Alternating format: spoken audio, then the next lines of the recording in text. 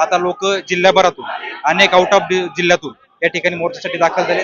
आज दिवसभरासाठी हा मोर्चा इथून पैठण गेटवरून जिल्हाधिकारी कार्यालय जाणार आहे. तिथे निवेदन दिलं जाणार आहे. आता मागणी एकच आहे की या लोकांना 302 मध्ये गेले पाहिजेत, यांना फाशी झाली पाहिजे. विशेषतः काल जी बातमी आली ती आली पालकमंत्री पदाची यादी जाहीर झाली.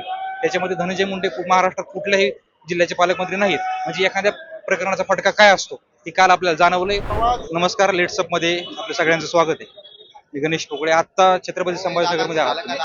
हा क्रांती चौक आहे. क्रांती चौकामध्ये आता सगळ्या महिला मंडळ जमल्यात. इकडे दाखवा कॅमेरा. हे सगळे महिला मंडळ जनाक्रोश मोर्चासाठी एकत्र झाले. बीड, परभणी, जालना, पुणे याच्यानंतर आज छत्रपती संभाजीनगर मध्ये हा जनाक्रोश मोर्चा होतो. सगळे लोक जमायला लागलेत. आता इकडे बघू शकता आपण, लोक मोठ्या प्रमाणात जमलेत. ही लोकांची गर्दी पहा. आज जनाक्रोश मोर्चा आहे. याच्यासाठी संतोष देशमुख यांचं कुटुंब, मराठा आरक्षण लढ्याचे प्रमुख मनोज जरांगे पाटील यांच्यासह भारतीय जनता पक्षाचे आमदार ज्यांनी हे गेली दीड महिन्यापासून प्रकरण लावून धरलंय, ते आमदार सुरेश धस हेही या ठिकाणी उपस्थित राहणार आहेत. आता लोक जिल्ह्याभरातून अनेक आउट ऑफ जिल्ह्यातून या ठिकाणी मोर्चासाठी दाखल झाले.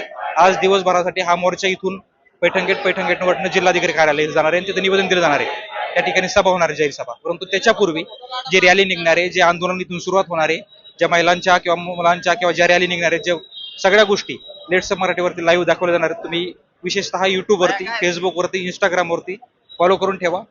बेल आयकॉन दाबा, जेणेकरून तुम्हाला दिवसभरातले त्याले सगळ्या नोटिफिकेशन्स मिळतील.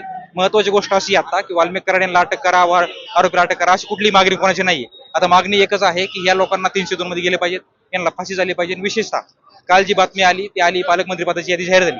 त्याच्यामध्ये धनंजय मुंडे महाराष्ट्रात कुठल्याही जिल्ह्याचे पालकमंत्री नाहीत. म्हणजे एखाद्या प्रकरणाचा फटका काय असतो हे काल आपल्याला जाणवलंय. वस्तुतः अशी परिस्थिती की त्यांच्याही राजीनाम्याची मागणी होती. आज या जनाक्रोश मोर्चामध्ये भारतीय जनता पक्षाचे आमदार आणि इतर जे लोक आहेत काय मागणी करतात हे पाहणं महत्त्वाचं ठरणार आहे. त्यासाठी लेट्सअप मराठीला फॉलो करा. ही सगळी लोक फक्त आणि फक्त संतोष देशमुख आणि सोमनाथ सूर्यवंशी यांना न्याय मागण्यासाठी आलेत. ह्या गोष्टीचा निषेध आणि या व्यक्तीची आक्रोश, म्हणजे एका गोष्टीचा आक्रोश हे सगळे व्यक्ती या ठिकाणी करतात. ते दिवसभराचे अपडेट आपल्याला लेट्सअप मराठीवर मिळणार आहेत. गणेश पोकळे, छत्रपती संभाजीनगर.